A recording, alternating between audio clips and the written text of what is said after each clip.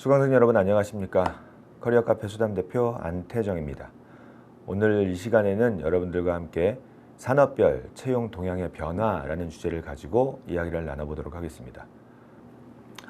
최근에 그 4차 산업혁명이라는 말이 귀에 딱지가 않도록 지겹도록 막 들어오셨을 것 같은데요. 4차 산업혁명은 하드웨어와 소프트웨어가 융합이 되는 잘 들어보셨을 텐데 IoT, 사물 인터넷 이와 같은 그런 단어들입니다. 주요 기술의 내용을 한번 보도록 하겠습니다.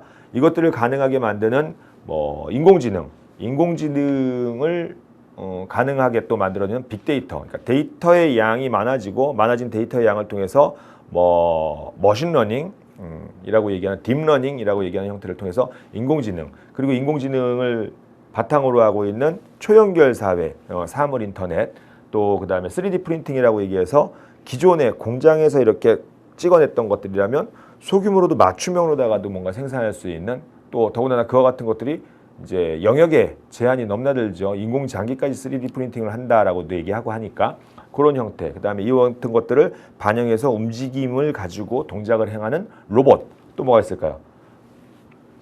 클라우드 기반이죠.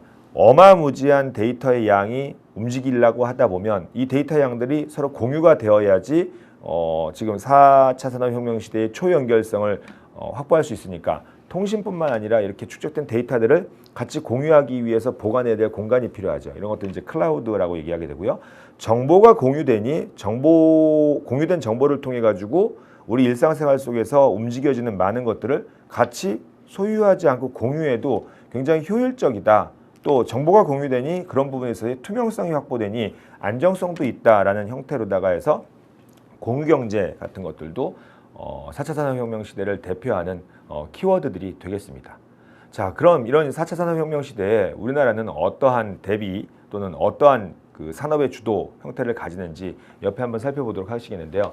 우리나라 4차 산업혁명 전략을 보게 되면 제조업 혁신 3.0 이래가지고 2020년까지 중소기업 1만 개를 만들고 스마트 팩토리를 보편적으로다가 보급하겠다라고 얘기했습니다. 근데 이게 올해 잘 아시는 바와 같이 이제 코로나 때문에 이와 같은 그 움직임이 좀 더디기는 하지만 그래도 우리나라는 우리 국민들은 해낼 수 있으리라는 코로나 극복하고 해낼 수 있으리라는 기대, 믿음 같은 걸 가져봐야 되겠죠. 그죠? 우리는 가져야 됩니다.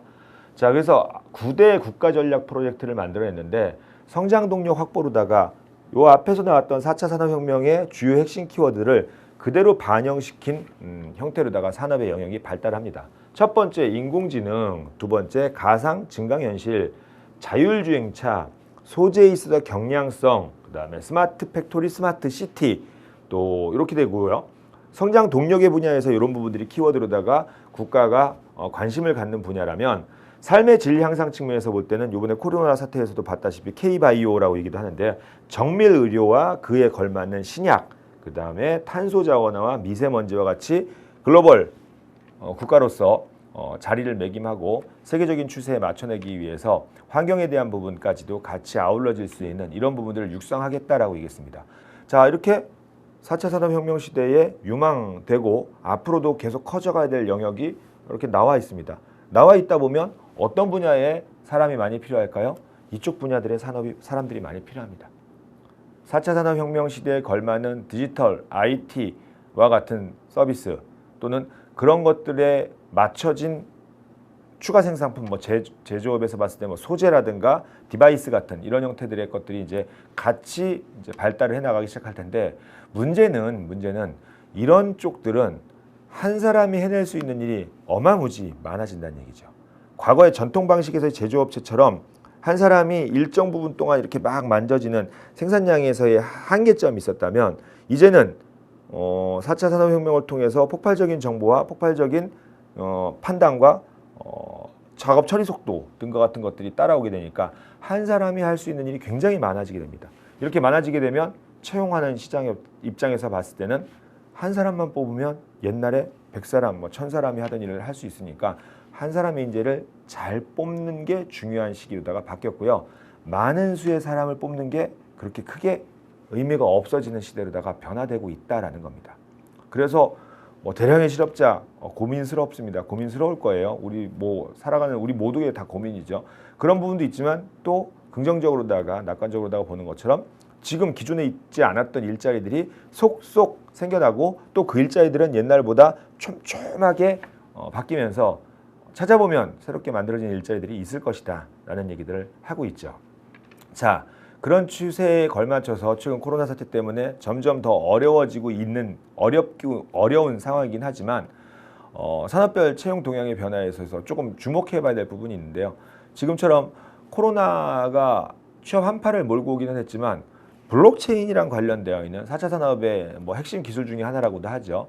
금융거래부터 시작해서 모든 그 정보들이 오고 가는 데 있어서 보안성이라고 하는 것들이 필요하다 보니까 이런 블록체인이라고 하는 부분들이 필요한데 이런 블록체인과 관련된 일자리는 더 늘었다. 은행권도 정부에서 이제 주도해서 금융권에 대한 채용 인력, 신규 신입 직원들 같은 채용 인력들을 늘려달라라고 얘기를 하고 이제 그에 걸맞춰서 움직이는데 은행권을 채용해 보면 디지털 행원이란 말 들어보셨는지 모르겠는데 일반 행원, 즉 창구에 앉아서 금융 업무 처리를 하는 그런 직원들보다는 어떤 사람들을 많이 채용하죠? 디지털 시스템에서 모바일로다가 뱅킹과 모바일로다가 금융거래 서비스들을 제공할 수 있는 그런 형태의 그 디지털 인력들에 대한 채용 자리가 조금 더 늘어난다. 또 하나는 이렇게 비대면 접촉, 뭐 언택트라고 얘기하는데 이런 것들과 함께 가정 중심의 경제가 활동이 막 생기다 보니까 뭐 있죠? 물류, 배송, 모바일 배송 형태들인 거죠. 5, 60대 분들 뭐 모바일 뱅킹이라든가 모바일 뭐 쇼핑이라든가 이런 것들이 좀 거부감이 갔던 분들조차도 이 코로나 사태를 맞이하면서 많이들 활성화되었다고 얘기할 정도인데요. 그러다 보니 새롭게 쿠팡이 뭐 1분기에만 2만여 명을 고용하는 형태의 아주 대규모 고용을 하는 그런 산업의 또는 채용 시장에서의 변화도 있습니다. 미국에서 SNS 서비스를 담당하는 링크드인이라고 하는 데서 이제 조사를 했었는데요. SNS 소셜상에서 조사되어지는 뭐 여러 가지 정보들을 바탕으로다가 포스트 코로나 시대에 수요가 높은 직업 10개를 선정을 했습니다. 단연 보시다시피 소프트웨어 개발자부터 뭐 그래픽 디자이너에 이르기까지 인터넷 디지털 시대와 관련되어 있는 직업군들이 많은 각광을 받고 기대가 된다라고 평가를 해놓고 있죠. 자, 4차 산업혁명으로다가 분명히 우리는 기존과는 다른 세상을 겪고 있고요. 맞이하고 있고 또 때로는 영위하고 있습니다. 편안하게 잘 지내고 있죠. 그런 부분에서 더해서 앞으로도 또 이와 같은 변화들은 지속적으로다가 이루어질 것이니 그런 변화에 대한 부분들을 좀 예측을 하고 그 변화에 걸맞춰서 채용 시장이 움직여질 것들에 대한 대비를 갖추는 게 좋겠는데요.